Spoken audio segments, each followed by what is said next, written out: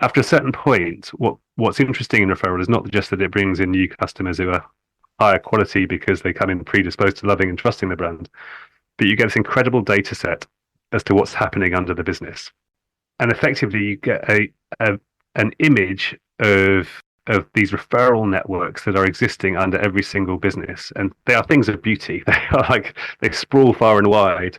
I was looking at one the other day, which was one customer who spent $216 on a luxury fashion website, kicked off a referral network that ended up being worth $430,000. Welcome to the Delighted Customers Podcast. I'm your host, Mark Slayton, and I'm so glad you're here. I empower leaders to turn indifferent customers into loyal fans. I talk to guests with a wide range of expertise who share meaningful insights and wisdom. Once again, I don't know why it keeps happening, but we keep going to the UK, and we've been in other countries in Europe, but UK seems to be more popular. I think I've had more guests from the UK than from like west of the Appalachian Mountains here on the east coast of the US, and I'm from Delaware, so it tells you something about where thought leadership in customer experience is coming from. But I'm so excited to have my guest, who I first learned about in an earlier podcast episode I had with Fred Reichheld, who was co-inventor of the Net Promoter System and wrote The Loyalty Effect, and most people listening to this would already know about. And Fred wrote this book called Winning on Purpose. In it, he talked about the earned growth model, which is a model of really talking about the health of your customer base as it relates to the loyalty of your customer base and the extent folks are willing to give referrals. And we haven't really done a great job of both measuring that, tracking that, and figuring out a way to spurn people who were willing to give referrals, a way to give them referrals. So I am so excited today because I have on the show Andy Cockburn, who's the CEO and co-founder of Mention Me, a customer advocacy platform empowering brands to turn fans into a powerful growth driver. And he scheduled this to have over now 120 what he calls advocacy experts. Love that term. Love it, love it, love it. And work with over 500 clients, including Puma, Charlotte Tilbury, Michael Kors, and other major brands worldwide. He was managing director of Vrbo, which I'm sure you all know about, of the Airbnb ilk, the world's largest marketplace for vacation rentals, and was formerly the founder of and CEO of Wigadoo, a technology startup in the social payment space. He also, I want to mention, has an MBA and an MA from Cambridge University. So quite a background. Andy, welcome to the show. Thank you very much. I'm delighted to be here. And Andy, could you tell us, there's no common path for people to get to where they are in the CX world. Tell us a little bit about what your path was and how it is you got to doing what you're doing now. Yeah, absolutely. So, I mean, I guess I find myself in the CX world kind of indirectly because I've kind of come at it from the angle of I really want to help brands realize the value of customer experience by driving customers to become advocates. And that kind of been born out through my career. So I started life as a strategy consultant at Bain & Co.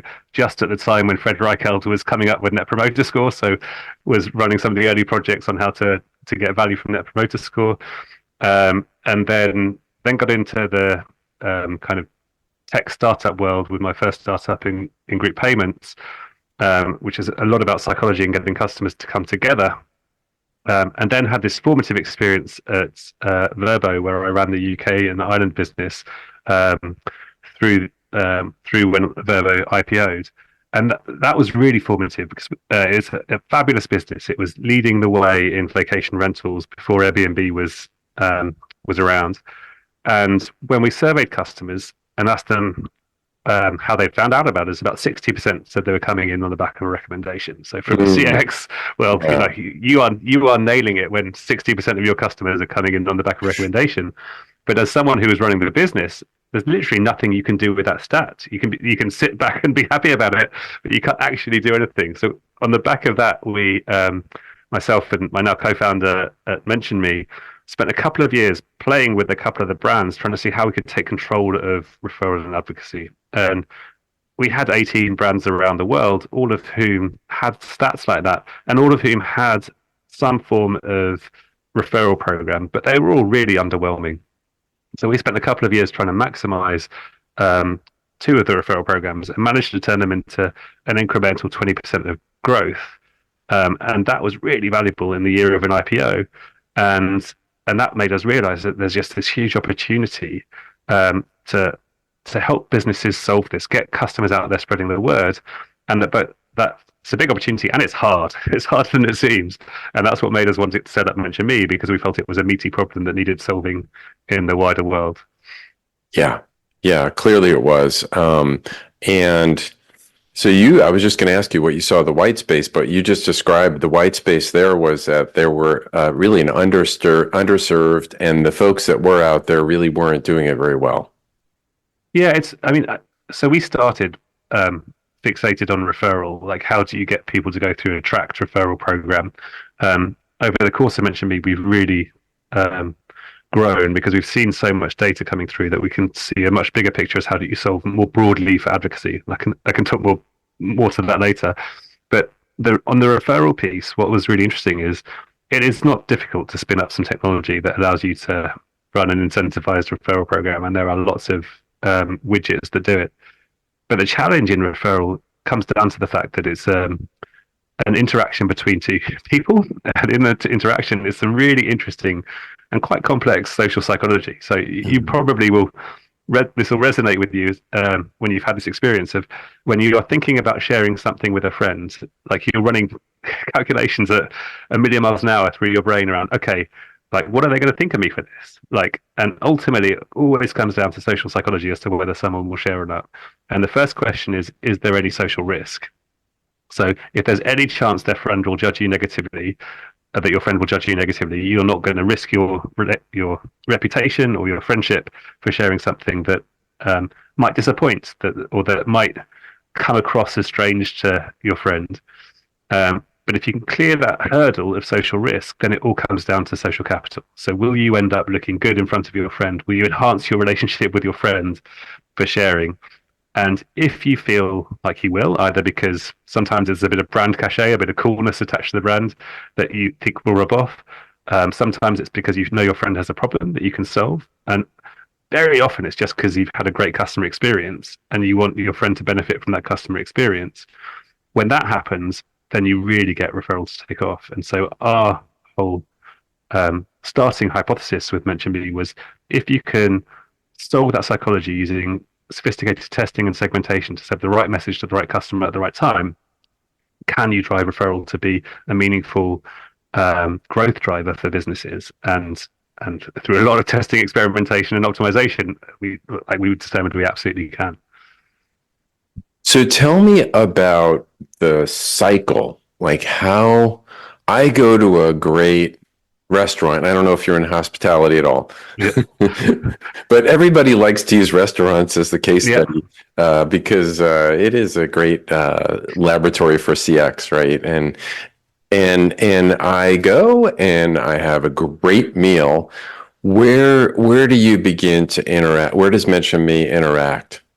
Yeah, so we do work in hospitality, but it's probably easier to use a pure play online example just to explain it, and then I can talk to some of the nuances around hospitality.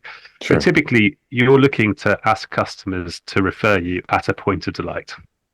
And most businesses can think around their customer journey and identify where the greatest points of delight are.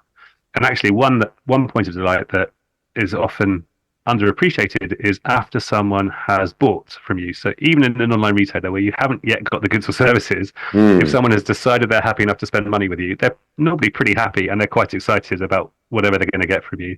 And so asking people to refer you at that point makes sense. You know, it can also be good after someone has received the goods or service, after you predict that they will have got value from the goods and services, but you're trying to get to them in a way that you can get their attention and you know that they're happy. So And at that point, Andy, can I just yeah, double tap on something you just said, sure. because it's interesting to me and also a bit counterintuitive to think that right after purchase in the customer life cycle that I would want to get a referral. But I guess you discovered something about that particular point in the life cycle that either makes them inclined to be willing to give a referral. Is that what it is? Yeah, I mean, we kind of call it the honeymoon effect. Someone has done Ah, enough research and convinced themselves that you are the right place to buy whatever they are buying from you. And if they've done that, then um, they're almost looking to validate their own decision by sharing it with other people. Now there are some categories where it's harder, like they want more proof before they are willing to share, and so post payment can be great if someone's coming back for a second or third purchase, but it probably doesn't work on that first purchase. But there are very many where actually it works even before the customer has had the full experience of the product or service, which surprised us when we set the business up. It surprises many of our clients, but we found to be true in most cases. now one of the things, so that's helpful, and that bridges the gap for in my mind about why you would do that. It's really fascinating though, and so how in this Yeah. cycle do we begin And to so do this? and so at that point, say we take the post-purchase Yeah. example, in the online journey, we'll display something on the screen that asks someone to share with their friend. What you put in front of that customer is really, really important. So, it's very easy to put up a vanilla message, but effectively, we're trying to work out um, what is likely to motivate that customer to want to share. And so, we typically do that for differentiate messages for different segments based on what we think their interest will be. We're thinking about what the message is that will resonate with their friend, and we're learning from what people are saying to their friends um, in other sharing messages to optimize that. And then normally there's some form of incentive, and the incentive is there not because it's ever big enough to make someone share who wouldn't want to share in the first place, because the social components kick in, but just because it makes it easier to have the conversation.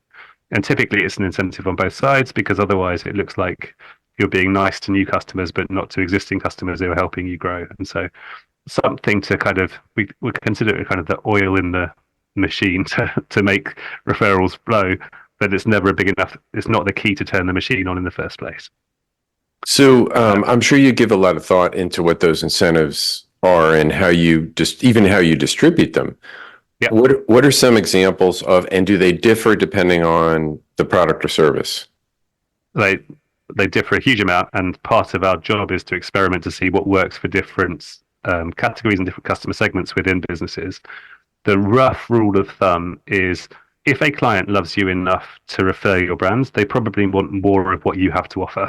Um, and so that may mean a discount off another purchase if you're a retailer. It may mean free product. Like we have some cycling brands who give free gloves or free gilets, and that just really fits well, and it works really well to get people more of the product because they are so addicted to that cycling brand. In some cases, that just doesn't make sense. So we work with some insurers or energy companies where money off just doesn't work, and so you end up with third-party vouchers, so Amazon vouchers and the like. And they're generally a voucher that has ubiquitous appeal, but also fits the brand is the one that tends to make sense. But people often fixate on the incentives, and like I cannot overstate how the incentive is a very small component of this that really isn't the driver. Like the things that, as we're testing and optimizing, the things that make the biggest difference are like how you present the referral program, how you're asking someone. Even like we've run lots of tests on this, but even whether you position that you are giving something, they're going to be giving something to their friend, or they're going to be getting something for themselves. You see like a difference of 50% in conversion rates based on that. And that's very hard to predict. It's very different by brand. But like the psychology that someone feels when they land on that message, determines whether they are going to share. And it's very small differences make very big differences in conversion rates. So interesting. And I want to talk, obviously you're doing research and you're getting intelligence about what moves people, what motivates people, but you also have done a lot of work on getting a database more broadly speaking. Talk to us about kind of high level how you went about that and what the value that would bring to a potential customer willing to or interested in working with Mention Me. Yeah, so I guess what I've talked about so far is how we set the business up and how we work to optimize referral. After a certain point, what's interesting in referral is not just that it brings in new customers who are higher quality because they come in predisposed to loving and trusting the brand, but you get this incredible data set as to what's happening under the business. And effectively you get an image of these referral networks that are existing under every single business, and they are things of beauty. They are they sprawl far and wide.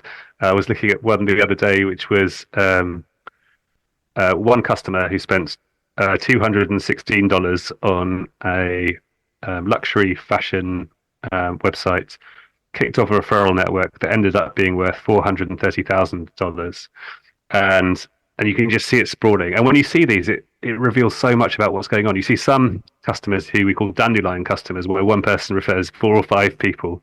You see some that are micro influencers, where they're referring potentially hundreds of people. You see very long, thin chains. And when you see a long, thin chain within a referral network, you know something is going really right, because that's kind of the definition of customer love. If every customer is happy to refer one other customer, then ultimately you end up with fantastic compounding growth within the business. And the other thing that's interesting about these referral networks is that they're not static. So yes, they look pretty on a slide or on a screen, but they're growing all the time. And if you can track where these nodes are continuing to grow or where they're dying out, you can start to manage them. So you can recognize that it looks like this really valuable network is slowing down. Let's engage these customers in these ways and ask them to carry on referring and play with it in a way that you can actively manage how your customer database or your customer base is growing from advocacy and referrals, and see it happening almost in real time. So let me just back up on one thing you said, because I think this is fascinating. But after dandelion, you said there was another type, and I missed the word. So there's the dandelion customers. There's the micro influencers, which are customers who you wouldn't necessarily identify as being an influencer, but when you when you see them through the eyes of referral, they are referring so many people that it is more than standard referral. And often that's because they're in the right groups, like either in social media or, to go back to the cycling analogy, we've got lots of customers within our cycling clients who are in cycling sports clubs. And so they're sharing them there, and they can easily get 10 or 20 referrals. And once you see this, you can start having conversations with them and start trying to understand, well, what are you saying? Why are you sharing? What's going on? And once you understand that, then you can look to further optimize referral and segment so that you're saving the right message to the right customer that really taps into how people are feeling about the brand as they're thinking about sharing. Okay, so I have both dandelions and micro influencers on my front lawn. This spring, I will be buying some weed killer for those. I think more micro influencers because it's spreading quicker. But just for those of you who are watching, you'll notice that Andy's brought up an image on the screen. And I realize most people will be listening to this podcast, would encourage you to go back. I'll be posting this on the YouTube channel if you want to see the visuals as well. Do you want to talk a little bit about what it is you're sharing here? Yeah, well, so this is exactly that example. It's one of those referral networks where, and this is literally the example I just talked to you about, a customer who spent $216, who kicked off this incredible network. But this is when you get this data, it changes the way you think about your business. It also changes the way you think about the value of a customer. And so one of the things that we've realized over the last few years is that the way that businesses think about customers at the moment is way too one-dimensional. Like, most businesses consider a customer only from the perspective of their wallet. The core metric that businesses are encouraged to think about these days is lifetime value, which is effectively how much the customer spent up to now, how much we think they will spend in the future, often with a margin applied to it. But the reality is the value of a customer is so much more than that. The value of a customer is not only what they spend, it's also everything they do outside to go and talk to their friends, encourage customers to come and buy. And once you layer in once you layer in the advocacy value, you just get a really different view as to who your most valuable customers are. And like a good example of this, we have from an online business we work with, or Europe's largest florist, a company called Bloom and Wild, where a customer we were looking at spent $84 in their first year. And as such, when you look at her from an LTV perspective, is not very interesting. She's in the lower quartile of LTV customers. Right. But that's the one-dimensional view. When you take the rounder view and consider her broader value, yes, she spent $84 and made 3 purchases. But in the first year that she was a customer, she also introduced 4 customers. And those 4 customers actually spent closer to $1,500. And so the value she delivered to the brand actually wasn't through her purchases. The value she delivered to her brand was through her advocacy. And unless you're taking this view, you totally miss that. And those four purchases didn't finish there. That went on to kick off a referral network that was worth closer to $5,000. And so suddenly you have a much more complete view of this customer. And it leads you to ask some really interesting questions. And this example is particularly interesting because she bought 3 times in the first year, she referred 4 times in the first year, and then she churned. She left the business. And that was a huge lost opportunity for this business. Like she brought in $1,500 in the first year, and they're a flowers business. They could have sent her flowers every single month to keep her happy. And they would have got a great ROI on it. So when you think about it from a customer experience perspective, when you get this data, it leads you to a fundamentally different view as to how you should invest in customer experience to make sure you're delighting customers so that you get the value of advocacy. And it makes it far easier to justify investing in customer experience if you have the data and you can say, I know these customers are hugely valuable, even though they're not spending very much with us.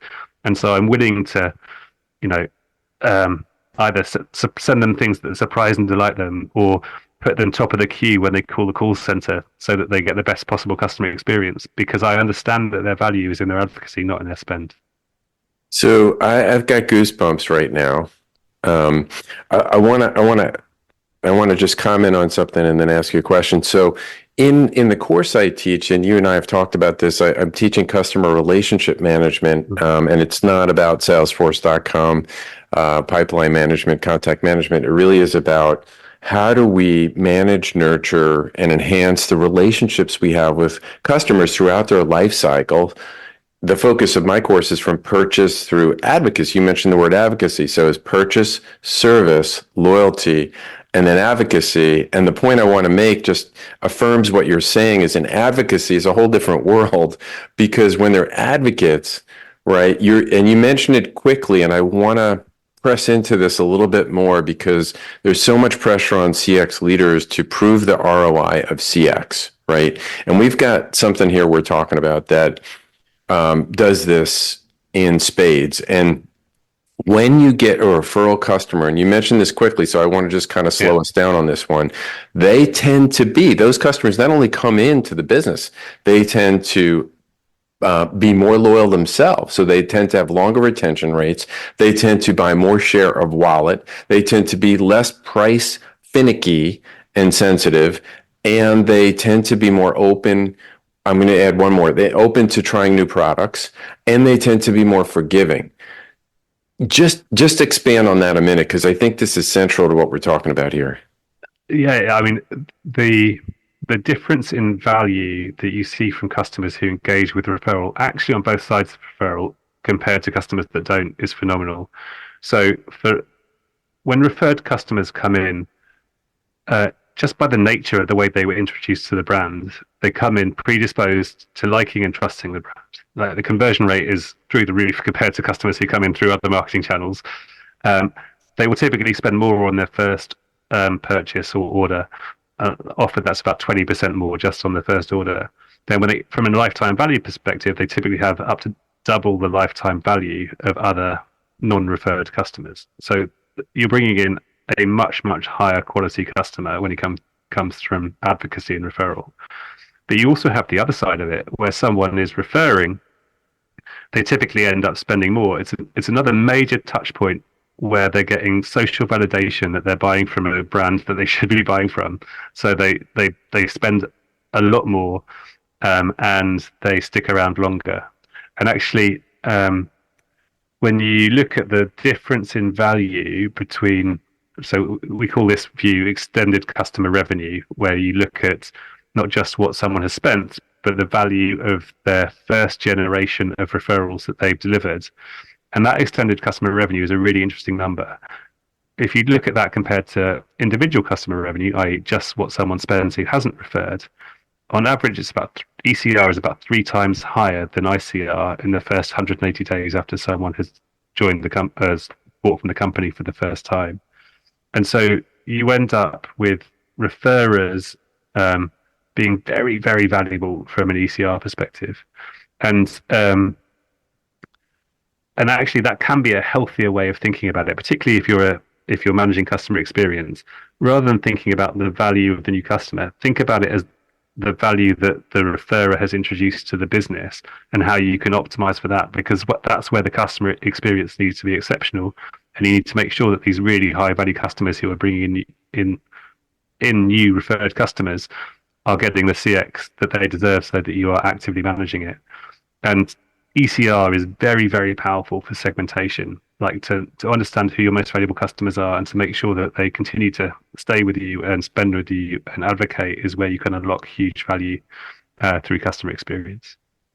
So this is really a smarter, wiser, more cost-effective approach to managing your customers is, think about who your most valuable customers are, and this can help define those, and then make that experience outstanding, right? And give them what it is they want. I have a question around this though, because we're talking about all the intelligence and the information that you shared earlier about what we can learn about this customer base. One thing I didn't hear you mention, and I want to ask you about this, is going back to thinking about it from a reverse engineering standpoint. Would I get information that would help me say we need to design the experience differently? Because what we're learning from this data, so not just encouraging people to refer their friends, but saying, hey, look, when we go back, we want more of these type of people, so we might want to rethink how we're designing the experience. Yeah, there's two, I can answer that question on 2 levels. Yeah. The first is, at the highest level, we still believe that Net Promoter Score is the most valuable way to understand, whether you are doing a good job from a customer experience perspective. One of the challenges with NPS is that when you try and look at relative value of customers and align them to NPS scores, you don't always get a huge differential between promoters and detractors, in a way that can be really tough for CX professionals to then build business cases. But when you layer in the value of referral, you get a much bigger differential. And so there was one footwear brand we were looking at where, when you looked at the LTV that was coming in from someone who's scoring a 9 or 10 versus someone who was scoring 1 to 6 on NPS, the difference was about 31%, which is, a difference, but not that stark. Whereas when you layered in the referral value on top of the LTV, the difference was 71% between promoters and detractors. And that's a real number. It's hard data about the advocacy that's coming in and the new business that's coming in. And that makes it way easier to justify investing in CX to optimize for promoters. So that's kind of the higher level answer to your question. The lower level answer in terms of what should you do differently? As soon as you are tracking referrals so that you know what's going on, you can start having the conversation. So I talked about the referral networks. The primary thing we do with those referral networks is use them to work out which customers should we talk to understand what's going on. And I was having a conversation with a client this morning who's just done that, and the insight they got from those customers around what they need to do to unblock referral, to remove some of those social risk that's stopping customers from sharing in the first place, but also to maximize the overall customer experience that they're receiving for the brand so that they'd be more willing to make more referrals, was liquid gold. It's so powerful. And so once you get the data to know who to talk to, that's how you unlock how you optimize the customer experience more broadly. There are some great examples of things that our clients have tried, and that I still believe there's a very strong case for surprise and delight for your most valuable customers. So for high ECR customers, to say a big thank you for being an advocate for the brand and make them realize that you appreciate them being an advocate of your brand. Surprise and delight can be very effective. And there was my favorite example from one of our clients is it was a pet insurance company. And if someone made 3 referrals, they sent them a tin of dog treats with their dog's face and name on the dog treats, because they knew the kind of dog that they would have because that was in the insurance details. And you can imagine how that landed. I mean, it went crazy on social media. Customers that received it both stuck around for longer, but continued to advocate for the following year because they were so personally vested in the company on the back of a wonderful surprise and delight moment. And once you have this data, it makes it much easier to build business cases to do things like that. It's a really good lesson learned here, and you've hit it now several different ways, but as CX leaders, it may seem counterintuitive. I did a podcast probably a year ago now with Dr. Peter Fader from the Wharton School, and it was called Don't Treat All Customers the Same. And it sounds, I remember putting a LinkedIn post about it. I got a lot of flack. I got a lot of feedback. Wait a minute. You should treat all customers great, And the truth is, well, you could do that, but it's not good business to do that because it really is, he used the example of overgeneralizing, but saying the 80-20 rule that, only 20% of your customers account for 80% of your profits. And so it's really important to know who those customers are. And in this case, what their behaviors are, what their interests are, what motivates them, and how to encourage them to give referrals, right? Yeah, I mean, that's totally right. I've had some very interesting conversations with this, especially actually with a really interesting conversation with one of the biggest retailers in the US who were arguing you should treat all customers the same. And it was almost a tenet of their philosophy. I think the problem comes not all customers treat you the same, and so if you're not responding to them in the way that they are treating you, then it's almost an inverse form of injustice. Abby here at Bloom and Wild, who referred the 4 friends, she did something amazing for this business, and so for this business not to reach out and to properly thank her and to say, you know what, you're an insider with us now, and we really are grateful. That's what she wants. There are plenty of other customers who don't want that, but she really wants to be an insider with this brand. And when she doesn't receive that recognition and that thanks and the opportunity is missed to bring her as an insider, then she runs away. And that just feels like such a missed opportunity from a relationship perspective on both sides, from a value perspective from the business. And I think that's the fundamental flaw with you should treat all customers the same way. You should treat customers as they deserve to be treated. And some customers are really doing amazing things for you. And it's just wrong not to recognize that. And I want to compliment you on this graphic because, and those of you who are listening, please go back and watch this because this is a fantastic graphic. And I'm a visual person, visual learner. So this is a great way to show the illustration of really how extended customer revenue is a game changer when it comes to thinking about how to accelerate business growth. Yeah, I mean, Mm. it's one like we started working with clients on extended customer revenue a couple of years ago, and it is wonderful watching the DNA change in the business once they start to fully adopt this and realize that they can unlock so much more potential from advocacy if they fixate on this rather than LTV. And even for things like making decisions on what's working in the business. So going into new markets or launching new products, if you launch a new product and look at the spend profile over the first 3 months, you get that one-dimensional view. But typically, that is how businesses think about like product launches today. Whereas if you get the same spend profile for two products, but one of them goes crazy on advocacy and the other one does nothing on advocacy, clearly it has a lot more value to the business. And so when you get that data, you make different business decisions that are much, much more informed that will lead to far better organic growth over time.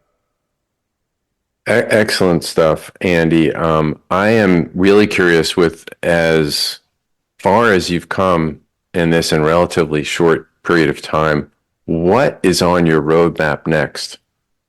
Yeah, so I mean, as with everyone else, we're now very excited about AI and machine learning, and so um, we've been putting that to good use over the last year. So we can now, I talked about how timing was important as to when you ask the customer. We can now form a view as to each customer's propensity to refer at any given point in the journey, which is fabulous for making sure that you're asking people who are ready to refer, but you're not asking people who aren't. And that for those that aren't, you're trying to figure out how you can engage them so they're more likely to become advocates in the future. We've also put machine learning behind extended customer revenue. So we have predicted extended customer revenue 12 months out, which is incredibly valuable for segmentation. So, those high ECR customers are hugely, hugely valuable, like 10 to 15 times more valuable than the average customer. Uh, like, and we can spot the ones that are probably going to lapse in the next 12 months. So, that is the gold that you need to save if you are in a CX or a CRM or a customer leader role. And so using that to inform segmentation is critical. And what we're working on over the next 12 months is trying to understand where each individual customer is in their advocacy journey, and understanding what it will take to help them go on that journey to become an advocate over time. Um, and and then helping to foster that, because ultimately where we want to get to is where customers are treated so well when they become an advocate for a brand, because businesses understand the value of it, that they understand, like, they are more disposed to go and advocate on behalf of the brand because they understand the reciprocal nature of it. And the customers end up having better relationships with businesses, and businesses end up relying more on customers for growth than paid marketing for growth, because that is how the best businesses grow. And if you end up there, then you end up with the best businesses winning with better economics, better growth, happier customers, and that's ultimately improving how the world works. Very nice. And it makes perfect sense. And that's exciting. It's an exciting time. And I'm sure you guys are wrapping your heads around how you can best leverage generative AI and new technology to make this thing even more powerful. Yeah, absolutely. It's an amazing space to be working in. We feel very fortunate. Is there you and I had a conversation right now, you're in the B2C space. Is there an ideal sweet spot for you in terms of customers? And one question that I think always comes to mind is, when is a customer too small? Because you might be talking about a 500-person insurance company or a retail grocer, or So what are you thinking? What's Yeah. So where we are best suited to help is we need a certain scale because of everything we're doing with the data. And so we typically work with businesses that are north of $25 million in revenue and that are B2C. B2B is like advocacy, and B2B is fascinating. It's just very different. And so we've fixated on B2C for the time being. Yeah, no, I totally get it. What did I miss, if anything, that you wanted to hit? Yeah, I think maybe the only other thing is you alluded to it at the beginning, but we're we're very aligned to Fred Reichheld's thinking on earned growth. So for us, earned growth is the best North Star metric for a business to understand how well it is growing on the back of delighting customers. And so we pulled earned growth into the platform so we can calculate it for all of our clients. And earned growth basically is made up of two parts, which roughly equate to one of Fred's favorite sayings, which is the only way to grow a business is to get customers coming back for more and telling their friends. And so the equation is the coming back for more piece is net revenue retention. So how much revenue are you getting from customers who were with you this time last year? And telling their friends is how much are you getting from word of mouth. Now, Fred calculates it rather than through tracked referral through a survey, asking customers whether they were recommended by a friend. But when you get that number, it is incredibly insightful as to how well you're doing as a business in terms of growing on the back of your customers and delighting your customers. And so I would really strongly urge businesses to think about that. It effectively gives you your resting growth rate, that like how fast you would grow if you didn't spend any money on sales and marketing. And optimizing that number ultimately optimizes the entire efficiency of a business, because the more earned growth you get, the more efficient you are, the better your LTV to CAC ratio, the higher your valuation. That's the real path to long-term success. So we always start with that and then get into the customer level ECR data. So if I am not quite at $25 million in revenue just yet, what tips would you have for an organization? What comes to mind for me is harnessing the different gates that people come to our business and capturing how they're coming, like tracking how they came to us. It sounds very simple, but sometimes it's hard to do, or people really haven't created a strategy around that. Is that right thinking? Yeah, I think there's two sides to it. So if you, I would recommend, especially if you're a small business, earned growth is almost more important if you're a small business than if you're a big business, because you're still you're setting yourself up in the right way to grow organically, and if you know the percentage of growth that is coming from recommendations, you can still make decisions to try and move that number, even if you're not doing it at an individual customer level. If you want to start getting into referral when you're smaller, there are plenty of small kind of referral widgets, like as part of the Shopify or Klaviyo world, where if you're an online business, you can pretty easily plug in and just start by testing and playing with what you think will work. Start to get some data, and then once you identify customers who are referring, talk to them. And this is the thing that businesses that have online components are often very poor at. It's really, really worth talking to customers to understand like how they're feeling and what's going on and what would make them refer more, because that's ultimately you've got to go on a journey to optimize what makes people feel good about referring your business. Yeah. Well, excellent stuff. Just so important, and I think you are totally onto something here. I can't wait to hear and learn more about how Mention Me grows and develops. Before I let you go, I want to ask a question that I ask all of my guests, which is, what advice would you give to your 20-year-old self? I do love that question. The advice I would give to myself would be, don't spend time working on small problems. I think it is very easy to like get caught up in a problem, but in any problem that you're working on, but it's very easy to waste a lot of time working on the small things. And whether that is the choice of career, if you're going into a business, make sure that the problem that the business is solving is a big problem. If you're setting up a business, make sure you're solving a big problem, because everything is a heck of a lot easier if you're solving a big problem for a client. And even when you're running a business, there are always challenges when you're running businesses, but make sure you're spending your time on the big stuff. And I think if I'd wasted less time on the small stuff, like I would have had more time on the big stuff, or more time to have fun. Excellent. Great advice. I have not heard that one before, but it makes perfect sense. Andy, thanks so much for sharing your knowledge and sharing what you're doing with Mention Me. It is great stuff. I really appreciate you being on the show. No, it's an absolute pleasure. I thoroughly enjoyed that conversation. Thank you very much. Thanks. Thanks for listening to the Delighted Customers Podcast. I'd like to ask you a favor. If you have enjoyed this episode or any of my other ones, hit subscribe or follow. I've got a lot of other great guests that are coming up and a lot of other great content, and I don't want you to miss anything. You can find any links or references on the show in the show notes, and you can find those on my website at empoweredcx.com.